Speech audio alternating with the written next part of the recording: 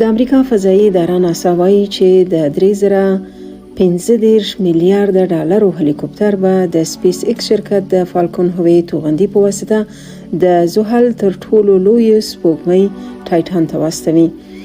دا څرخکه چې ډارګن فلای یا بمبیرک نومیږي ټاکل شوې ده چې له لمر څخه 1.2 میلیارد کیلومتر لرې امکان وڅېړي.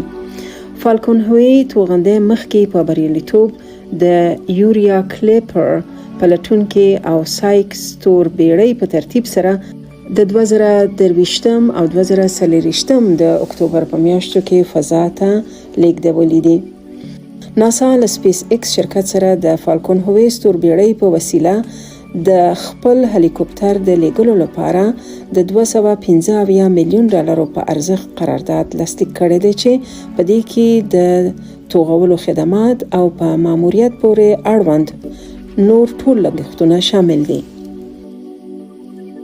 که هر څه له پلان سره سم ترسره شي، فالکون هوایي به د 2028 کال د جولای په 3مه اونۍ کې د ډارګن فلای پلټونکي چې د یو موټر په اندازه د زحل سیارې پر لور وتوغوي. دا پلټونکي به چې اټومي ځواک به پر مخ بیایي شاوخوا 6 کاله وروسته په تایټان سپوږمۍ کې ښکته شي او د دې سپوږمۍ مختلف ځایونه به وپلټي او وڅېړي. تایټان یوازې د خپل اندازې له کبله په زړه پورې نه دی. په حقیقت کې دا سپوږمۍ د میتان په څیر هایدروکاربن لرونکي جهیلونه او سمندرونه لري او یوازې هغه جرم دی چې له ځمکې څخه بهر پر خپله سطحه دوامداره مایعات لري.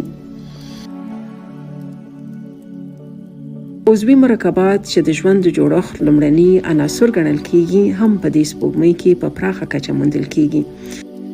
ځینې ساینسپوهان باور لري چې تایټان ښایي د ژوند کولو وړ وي او ممکن د هغې پر سطحه او تر سطحې لاندې ډېرې اوبه وي.